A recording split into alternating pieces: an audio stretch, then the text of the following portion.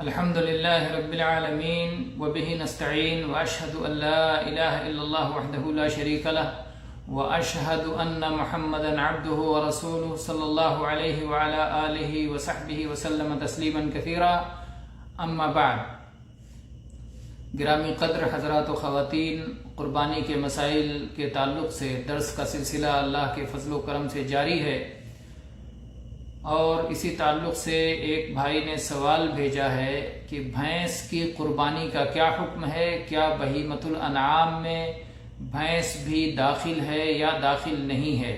اور دوسرا سوال انہوں نے یہ بھیجا ہے کہ کیا اونٹ میں 10 لوگوں کو شریک کیا جا سکتا ہے؟ کیا کوئی ایسی بھی روایت ہے، کیا کوئی ایسا بھی قول ہے، کیا کوئی ایسی بھی حدیث ہے کہ ایک اونٹ میں 10 لوگ شریک ہو سکتے ہیں؟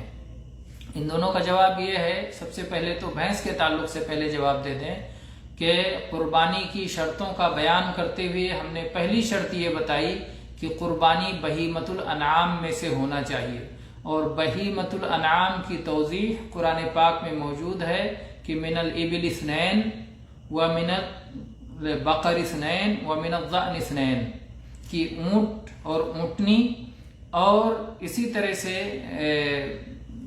جو ہے گائے بیل اور دمبا دمبی، ومن المعز اثنین، اور بکرا بکری. تو یہ 4 کا ذکر ہے. بقر کا جہاں تک مسئلہ ہے کہ عرب میں صرف گائے اور بیل ہی پائے جاتے تھے، اور بھینس عرب میں نہیں پائے جاتے، کیونکہ بھینس خود گرم جانور ہے اور عرب میں گرمی میں بھینس نہیں پائی جاتی ہے. اللہ تعالیٰ نے ایسا نظام بنایا ہے کہ کون سی چیز کہاں پائی جائے گی. صحرا میں اونٹ پائے جائیں گے، اور ہموار زمینوں میں اور آباد جو ہے جو سرسبز و شاداب علاقے ہیں، ٹھنڈے علاقے ہیں، وہاں کیا پائے جائیں گے، چاہے درخت کے معاملے میں ہو چاہے حیوانات کے معاملے میں ہو. تو یہ اللہ تعالیٰ کی تقسیم ہے. بہرحال جب اسلامی فتوحات آگے بڑھیں اور ایران کو فتح کیا گیا تو وہاں پر بھینس نظر آئی. بھینس کو ایران کے لوگ گاؤ موش کہتے تھے. گاؤ موش. بقرہ گائے کو بھی گاؤ کہتے ہیں اور بھینس کو گاؤ موش کہتے ہیں. تو اسی کو عربوں نے جاموس بنا دیا.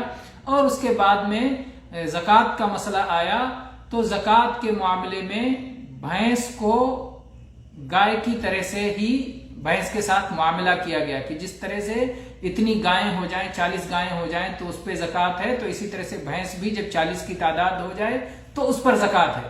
تو بھینس کے ساتھ گائے کا معاملہ اس وقت کے اہل اسلام نے کیا. اسی لیے آج بھی بہت سارے اہل علم قربانی کے معاملے میں بھی بھینس کو گائے کے ساتھ ہی جوڑتے ہیں. اور چنانچہ اس سلسلے میں ایک نوجوان عالم دین اور فاضل مدینہ یونیورسٹی شیخ عنایت اللہ سنابلی مدنی حفظہ اللہ ہیں، اللہ تعالیٰ ان کی جہود میں برکت عطا فرمائے. انہوں نے پوری ایک کتاب لکھی ہے جس میں اس بات کی تحقیق کی ہے کہ بھینس کی قربانی جائز ہے. انہوں نے یہ اس نتیجے تک پہنچے ہیں اور دلائل وغیرہ کو انہوں نے اس مسئلے میں جمع کیا ہے، اور اسے صوبائی جمعیت اہل حدیث ممبئی نے شائع بھی کیا ہے، کتابی شکل میں شائع کیا ہے. تو جو لوگ تفصیل کے خواہش مند ہیں اس کی طرف رجوع کر سکتے ہیں. مختصراً اگر آپ کو اطمینان نہ ہو بھینس کی قربانی پر تو بھینس کی قربانی کرنے والوں پر ملامت نہ کریں، اس لیے کہ آپ اس کی نظیر دیکھ سکتے ہیں. مثال کے طور پر عقیقے میں بڑے کا عقیقہ ثابت نہیں ہے، بڑے جانور کا عقیقہ احادیث میں مذکور نہیں ہے، لیکن اہل علم نے کہا ہے کہ عقیقے کا مسئلہ ہدی اور اضاحی کی طرح ہے، تو اس لیے بڑے جانور کی عقیقے کی اجازت دیتے ہیں. لیکن اس کے باوجود یہ کہتے ہیں چونکہ نصاً اور صراحتاً رسول اللہ صلی اللہ علیہ وسلم سے شات ہی کا ذکر ہے عقیقے میں، اس لیے وہی افضل ہے.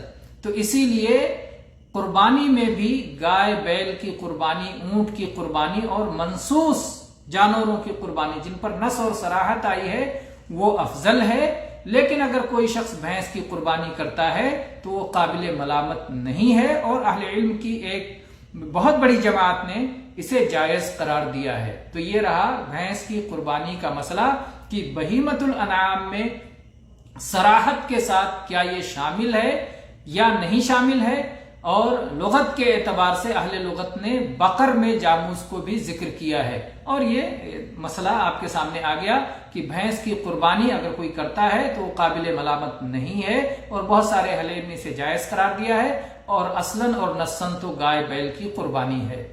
دوسرے مسئلے کا جہاں تک تعلق ہے کہ کیا کسی حدیث میں ایک اونٹ کی قربانی 10 لوگوں کی طرف سے جائز ہونے کا ذکر آیا ہے؟ جی ہاں، اس کا ذکر ہے الجزور عن 10، 10 کی طرف سے اونٹ کا ذکر ہے، لیکن اس روایت کو اہل علم نے شاذ قرار دیا ہے۔ چنانچہ آپ دیکھیں کہ الجامع الکامل فی الحدیث الصحیح الشامل کے مؤلف شیخ محمد ابو عبداللہ اعظمی رحمہ اللہ، جو ضیاء کے نام سے معروف تھے، یا ضیاء الرحمن اعظمی رحمہ اللہ، نے اسے شاذ قرار دیا ہے اپنی تحقیق میں۔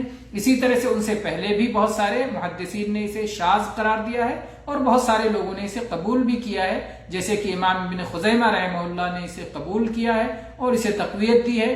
ایسے ہی امام شوکانی کا بھی یہ کہنا ہے کہ اضحیہ میں، یعنی گھر کی جو قربانی ہوتی ہے، اس میں 10 لوگوں کی طرف سے قربانی کی جا سکتی ہے، اور حدی میں یعنی حج کی قربانی میں 7 لوگ ہی قربانی کر سکتے ہیں، اور اسے بہت سارے اہل علم نے اختیار کیا ہے۔ لیکن اس میں بھی اختلاف سے بچنے کے لیے بہتر یہی ہے، کیونکہ 7 میں کسی قسم کا اختلاف نہیں ہے، اور 10 والی حدیث میں شک ہے، شاذ ہونے کا مسئلہ ہے، تو اس لیے اس سے بچتے ہوئے 7 کی قربانی کرنی چاہیے، قربانی جو ہے اونٹ میں، جس میں اہل علم میں کوئی اختلاف موجود نہیں ہے۔ تو اگرچہ ذکر ہے 10 کی قربانی کا، جزور میں 10 کی قربانی کا، اور اسے تقویت دی ہے امام ابن خزیمہ نے، اور اس کے لیے قیاسات بھی پیش کیے ہیں، لیکن اہل علم نے اسے قبول نہیں کیا ہے، اور کہا ہے کہ کوئی اس سلسلے میں قیاس کی ضرورت نہیں ہے، قیاس صحیح نہیں ہے۔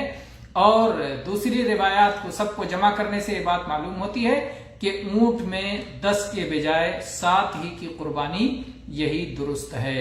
تو 10 کی قربانی کی روایت شاذ ہے، اور اس لیے، اور شاذ حدیث ضعیف احادیث میں سے ہوتی ہے، اس لیے اونٹ میں 10 لوگوں کے بجائے صرف 7 لوگ شریک ہو سکتے ہیں، جیسے کہ گائے میں 7 لوگ شریک ہو سکتے ہیں۔